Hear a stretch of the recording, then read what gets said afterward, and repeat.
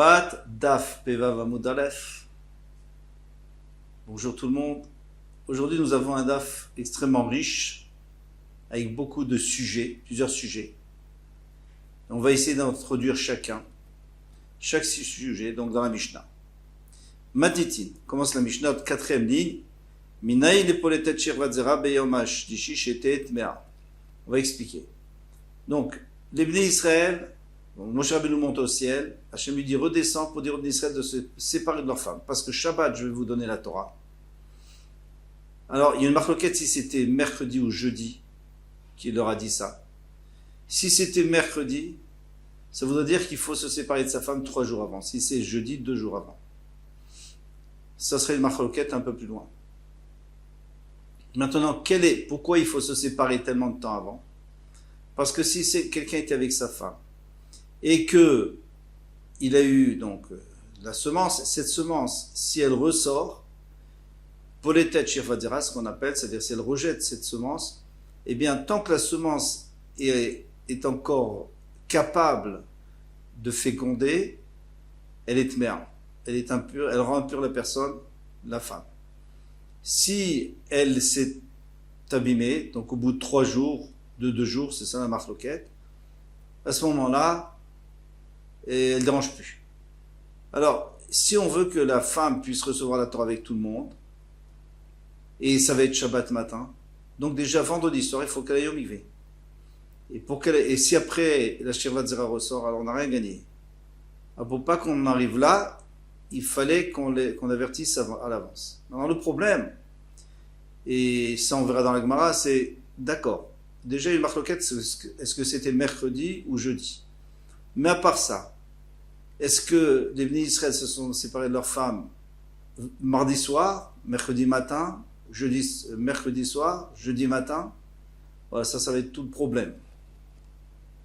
Alors, Minaï, les poletet Shirvat Zera beyom hashlishi shetet mea, d'où sait-on que celle qui rejette la Shirvat Zera beyom hashlishi le 3e jour shetet mea, qu'elle est tmea, qu'elle est impure, c'est-à-dire 3 jours. Le 3e jour, c'est encore impur. Chez Neymar, comme il dit, Yonechonim le Yamim, soyez prêts pour 3 jours. Très bien. Alors après, il va y avoir une marloquette dans la Gemara. Deuxième chose, Minaim shemachitzim et amela biyom hashlishi, shechaliot beshabbat. Alors, on a fait la brit mila à un enfant, mercredi, jeudi, vendredi. Donc on lui a fait jeudi, vendredi, Shabbat. Shabbat, c'est le 3e jour. Est-ce qu'on a le droit d'être Mechal le Shabbat? Alors, il va y avoir des Rishonim qui voudront dire que c'est juste d'utiliser de l'eau chaude qu'on a déjà chauffé avant. Et pourquoi ça serait un problème? Parce qu'il est interdit d'utiliser de l'eau chaude Shabbat pour laver l'enfant. Donc il faudra dire qu'ici on ne parle pas seulement de la Brit Mila, mais de laver entièrement. Hein? Et d'ailleurs, il y en a, le Rif, et le Roche, ils disent qu'ici on ne dit pas et Amila, Minayin Shemachitzim et Amila, on dit Minayin Shemachitzim et Katan. On lave l'enfant. Et de toutes les façons, cette Mishnah, on va la retrouver plus loin, beaucoup à la fin de Shabbat, et là, on dira l'enfant. Donc, a priori, c'est comme ça qu'il faut dire. Maintenant, le Rambam lui dit qu'on a même le droit de chauffer de l'eau. Pourquoi? Parce qu'il est en sakana. Et Rachid, d'ailleurs, aussi, dit qu'il est en sakana le 3e jour. Donc, on aurait le droit d'être Mechal le Shabbat pour laver l'enfant. C'est très important pour lui, le 3e jour. Maintenant, qu'est-ce qu'il y a écrit ici? Minaim shemachitzim et amila beyom hashlishi shechaliot beshabbat, le 3e jour qui tombe Shabbat, chez Neymar, comme il est dit, vayi beyom hashlishi vyotam koavim. Et les enfants de Shimon Velevi, les enfants de Yaakov Avilu, ils sont allés tuer Shechem, la ville de Shechem, le 3e jour lorsqu'ils avaient mal. Alors qu'est-ce qu'on comprend? On comprend d'ici que le 3e jour, c'est le moment le plus critique, c'est là où il faut aller les attaquer parce qu'ils ont mal. Et le 1er et le 2e jour, c'est moins évident. Et pourtant, Rachid, lui, vient et dit le contraire. Il dit que le 3e jour, c'est encore en sakana. Mais le 1er et le 2e, bien sûr que c'est en sakana. Bien sûr que l'enfant est en sakana, est en danger. Mais même le 3e jour encore. Alors ça a l'air le contraire de tout ce qu'on a expliqué chez Shimon Velevi. D'ailleurs, là-bas, Rachid aussi était intervenu. Et bien le Ran, il explique comme ça. Ça marche très bien. Il dit, c'est sûr que le 1er jour, il y a un danger. Le 2e jour, il y a un danger. Et comme il dit Rachid, même le 3e jour, il y a un danger. Mais Shimon et Lévi, Pourquoi ils sont allés le troisième jour? Parce que le troisième jour, il y a quelque chose de plus que le danger. Il y a la fatigue. Il y a alors vraiment, là, ils ne pouvaient pas se lever. Encore le premier et deuxième jour, ils pouvaient encore se lever. Là, ils ne pouvaient même pas se défendre. Donc c'était le meilleur moment pour les attaquer. Donc, à Yom Kippour, il y a deux boucs, un pour Hachem et un pour Azazel, qu'on va jeter du rocher escarpé. Eh bien, sur celui de Azazel, on va accrocher autour du cou, on va lui attacher un cordon rouge. Chez Nehemar, comme il est dit, le Navi leur dit au Bnei Israël, même si vos fautes sont rouges, c'est rouge, si vous mettez du rouge sur un habit, d'abord ça se voit de loin et c'est très difficile à laver. Eh bien, c'est pas grave. Kachele Yalbinu, grâce à la Teshuvah, ça deviendra blanc comme la neige. Donc, qu'est-ce qu'on fait? On accroche autour du cou et si on voit qu'il devient blanc, c'est une preuve qu'Hachem nous a pardonné. Alors, la Mishnah nous dit qu'il y avait une partie qui était autour du cou, une partie qui était à la porte du Beth Amikdash, et comme ça tout le monde pouvait voir. Minaï Lesicha chez Keshtia. D'où sait-on que Yom Kippour, on n'a pas le droit de se oindre, comme on n'aurait pas le droit de se laver, comme on n'aurait pas le droit de boire. Alors attention, on n'a pas le droit, mais il n'y a que sur manger et boire que la personne est chayav karet. S'il se oint, c'est assourd, il n'est pas chayav karet. Mais alors, afal pishen reya la davar, donc il n'y a pas de preuve, zecher la davar. Mais il y a une allusion dans la Torah pour nous dire que l'eau, l'huile avec laquelle on va se oindre va rentrer dans le corps. Chez Neymar, vatavo kamaim bekirbo, et elle viendra comme de l'eau à l'intérieur de son corps, keshemen beatzmotav, ou keshemen beatzmotav, et comme de l'huile dans ses os. Donc pourquoi on dit que c'est juste une allusion? On pourrait dire que c'est réel, puisque il est vrai que ça rentre à l'intérieur. Non, parce que là-bas c'était un machal de David Améler qui avait maudit ses ennemis et il avait dit, vous savez, cette malédiction, elle va rentrer comme de l'eau. C'était juste une allusion. En tous les cas, la personne qui se sera oint, il aura entre guillemets, il aura transgressé un issour, mais c'est pas comme s'il avait bu. Alors après, on va tout développer dans la Gemara, Bezrat Hashem, Recha de lo Rabbi Elazar ben Azaria. La Recha, elle va pas comme Rabbi Elazar ben Azaria. Pourquoi? Parce que Rabbi Elazar, Sefa, qui est Rabbi Elazar ben Azaria. Mais Sefa, elle va d'après Rabbi Elazar ben Azaria. Alors, pourquoi est-ce que la Recha, elle va pas comme Rabbi Elazar? Dei, qui est Rabbi Elazar ben Azaria, Teora, Shamanale. Lui, il dit qu'elle est Teora. Cette femme-là, le troisième jour, elle est Teora, parce que lui pense qu'il n'y a que 2 jours. 2 jours, au bout de 2 jours, et si le Sheva Zera ressort, eh bien elle rend patabé parce qu'elle n'est plus valable. Alors, le problème, c'est difficile de dire que la Mishnah, elle a 2 auteurs différents, et pour l'instant, personne ne le dit. Et pourtant, celui qui a permis de se laver le 3e jour de la Mila, c'est bien Rabbi Eliezer, c'est bien Rabbi Elazar ben Azaria. Alors, qu'est-ce qu'on fait maintenant? En haut, ça va pas d'après lui, au début, à la fin, ça va comme lui. Alors, Mandelo Moke Ketanae et Tanaresha Torah. Alors, maintenant, il y a 2 façons, il y a 2 écoles. Il y a une école qui va vous dire, Rabbeinu Akadosh, s'il a écrit une Mishnah et qu'il n'a pas donné de nom, eh bien, c'est que c'est tout le même auteur. Alors, il faut que tu t'arranges. Au début, ça va pas d'Abra Ben Azaria, à la fin, ça va comme lui, c'est pas possible. Donc, il faut transformer au début, il faut dire Théora au lieu de dire Tmer. Il faut dire que le 3e jour, elle est Théora. Mandelo Moke Ketanae, celui qui veut pas faire une marloquette Tana, il veut pas faire une marloquette dans la Mishnah, Tana Resha Théora, il va changer dans la Resha, il va dire Théora au lieu de dire Tmer. Mokela, les Kula qui Rabbi Elazar ben Azaria, et donc elle sera entièrement d'après Rabbi Elazar ben Azaria.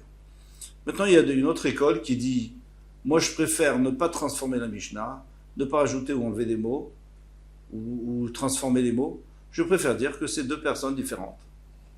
Donc, au Mandemokim Ketanaï, celui qui est prêt à dire qu'il y a 2 auteurs, eh bien, Recha Rabbanan. La Recha, elle va d'après les Rabbanan qui disent 3 jours, on va voir plus loin. Et Sefa, qui est Rabbi Elazar ben Azaria, qui dit qu'on peut laver l'enfant le 3e jour. Tano Rabbanan. Nous met tous enseigné. Poletet Shirvatzera. Maintenant, on rentre dans les détails de troisième, deuxième jour, etc. Poletet Shirvatzera, Beyom Ashlishi, Teora. Livre Rabbi Elazar ben Azariah. Et Teora, selon les paroles de Rabbi Elazar ben Azariah, parce que lui dit qu'il n'y a que 2 jours où la Shirvatzera est encore valable et qu'elle peut féconder, après elle ne peut plus. Rabbi Ishmael Omer, Pamim, Shen Arba Onot, parfois c'est 4 Onot, Pamim Shen Chamesh Onot, Pamim Shen Shesh Onot. Alors une ona c'est 12 heures, mais pas n'importe quelle 12 heures, c'est 12 heures de la nuit ou 12 heures du jour. Eh bien, parfois c'est 4 Onot, il n'y a que 4 Onot, 4 fois 12 heures. Pourquoi? Parce que comme il y a 3 jours, mais qui dit que lui s'est séparé de sa femme au début du 3e jour, peut-être c'est à la fin du 3e jour, donc il reste en vérité que 2 jours entiers. Par exemple, s'il s'est séparé d'elle le matin tôt, le matin tôt de mercredi, puisqu'on parle de Shabbat, hein, c'est Shabbat qu'ils ont reçu. Si on dit le matin tôt de mercredi, donc on a mercredi toute la journée, jeudi matin soir, ça fait 2, et un vendredi matin soir, ça fait 5. Parfois on peut avoir 6 zonot, c'est si il s'est séparé de sa femme mardi soir. Donc maintenant il y a toute la nuit et il y a 6 onot. Rabbi Akiva Omer Leolam He. Rabbi Akiva lui dit non, c'est toujours 5. Et admettons que la première elle n'est pas entière, alors on n'a qu'à lui donner, alors on lui rajoute un peu dans la 6e, dans la dernière. C'est-à-dire que si lui il avait 5 onot, donc il fallait à partir de mercredi matin. Si maintenant il a attendu mercredi après-midi, eh bien on rajoutera un peu Shabbat. Après ça va poser un problème pour... bien sûr que ça va poser un problème pour Kabbalat Torah, ça va poser un gros problème. Mais pour quelqu'un privé, pour savoir si sa femme peut aller au mikvé sans risquer d'être tméa, en sortant du mikvé, eh bien il peut compter là-dessus. Amroa Rabbanan Kamede Rav Papa. Les Rabbanan ont dit devant Rav Papa, V'amrela Rav Papa les Rava, il y en a qui disent que c'est Rav Papa qui dit Rav Papa. Bishlam Rabbi Elazar ben Azariah qui Rabbanan. Rabbi Elazar ben Azariah lui va comme les Rabbanan, d'Amre Behe Avut Prisha. Il dit que c'est jeudi qu'ils se sont séparés de leur femme. Que Moshe Rabbeinu il leur a dit jeudi, pas mercredi. Alors, qu'est-ce qu'ils ont? Ils ont jeudi la journée et vendredi matin, jeudi soir et vendredi matin. Donc ils ont deux notes. Minimum 2. Et ils peuvent avoir 3. Rabbi Ishmael.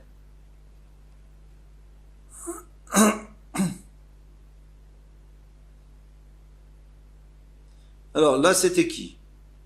Rabbi Elazar ben Azariah. Lui, il n'a pas de problème, parce que lui il dit, les 2 jours, mais bon, jeudi, ça compte, c'est pas grave, c'est le premier jour, ça compte quand même. Rabbi Ishmael, Kabi aussi. Rabbi Ishmael, il va comme Rabbi Yossi Damar, B. Arba, c'est-à-dire le Révi, le mercredi, Avut Prisha, c'est là où ils se sont séparés. Leur femme, parce que Moshe Rabbeinu leur a dit le mercredi. Donc maintenant, ça fait 3 jours. Très bien, 3 jours mercredi, parce qu'on compte aussi mercredi, jeudi, vendredi. Et vendredi soir, ils vont au mikvé. Elles vont au mikvé, pardon. Et là, Rabbi Akiva Kemaan, Rabbi Akiva, quand il dit 5, pourquoi il dit 5? C'est ni comme l'un, ni comme l'autre. L'Olam qui Rabbi Yossi. Non, tu peux dire qu'il pense comme Rabbi Yossi, que c'était mercredi. Moshe Be'ashkama Ala ou Be'ashkama Yarad. Moshe Rabbeinu, lorsqu'il allait au ciel, il allait très tôt le matin. Et il descendait aussitôt. Pourquoi? Parce que les Zrizim, ceux qui sont prompts, eh bien, ils sont Magdivin mitzvot, ils vont vite faire les mitzvot. Quand il faut faire quelque chose de bien, il ne faut pas traîner. Donc il est monté vite, il est monté très tôt le matin, il est redescendu très tôt, et il a dit au Bnei Israël. Donc, qu'est-ce qu'ils ont? Ils ont mercredi toute la journée, mercredi soir, jeudi matin, toute la journée, jeudi soir et vendredi toute la journée, et ils vont au mikvé, l'El Shabbat. Donc ça fait 5. Alors on m'a dit, dont on sait qu'il allait tôt, qui montait tôt au ciel. Vesh ke Moshe Baboker. Il est allé à Sinaï, il est monté à Sinaï. Vesh Kama Yarad, on sait qu'il est descendu le matin tôt. Chez Tirtiv, l'air red, Valita descend et remonte. Ata ve Aaron, Imach, toi et Aaron avec toi. Mais qui Shirida l'Alia, donc tu peux comparer la Yerida, la descente, à la montée. Maalia Beashkama, de la même manière que quand il est monté, c'était tôt le matin, Firida Beashkama. Donc on a réglé le problème de Rabbi Akiva. Maintenant, une dernière question. L'amalé les memra léou. Pourquoi il a besoin de leur dire? Pourquoi il a besoin de leur dire mercredi matin? Il peut leur dire mercredi après-midi, parce que de toutes les façons, comme ça au moins, mercredi soir, ils n'iront pas avec leurs femmes, ils ne vont pas aller en journée avec leurs femmes. Ve'amaravuna, et pourtant Ravuna a dit, Israël kedoshim hem, les Israël ils sont saints, ven meshamshim mitotem bayom. Et ils ne vont pas cohabiter avec leurs femmes la journée, mishum tsniout, à cause de la tsniout, parce que la journée il y a de la lumière, et c'est un grand manque de tsniout. Donc de toute façon, mercredi dans la journée, c'était pas urgent, pourquoi il a besoin de leur dire tellement tôt le matin? De toute façon, ils ne vont pas aller avec elle, donc il y aura les cinq onotes. Ha Marava, il dit non. Rava il dit mais non, il faut leur dire pourquoi. Imayabei Tafel, Muta, peut-être qu'ils étaient dans une maison sombre, une maison sans fenêtre, avec des volets fermés. Parce que là c'est Muta, puisque de toute façon il y a autant de sniout la journée que la nuit. Il n'y a pas de lumière. Alors Marava, et Rava dit Veitema Rafapa, et il y en a qui disent que c'est Rafapa, Talmid Racham Ma'afil Betalito Mutar. Il dit si c'est un Talmid Racham qui fait très attention, alors il peut aussi, même en journée, même si c'est pas tellement sombre, mais lui il va se couvrir, il va faire attention, il va mettre une couverture, il va mettre des habits, pour être sûr que ça soit Betsniout, que ça soit sombre, et dans ce cas-là ça sera Mutar. Donc, Moshe Rabbeinu devait quand même leur dire, mercredi matin, pour avoir, eh bien, selon Rabbi Ishmael, de toute façon il fallait dire mercredi matin pour avoir 3 jours, avoir mercredi, jeudi et vendredi. Même si mercredi n'est pas entier, ça c'est pas grave. Et d'après Rabbi Akiva, il fallait pour les 5 onotes, donc il fallait leur dire le matin aussi. Voilà pour le début de cette Mishnah. À bientôt, Bezrat Hashem.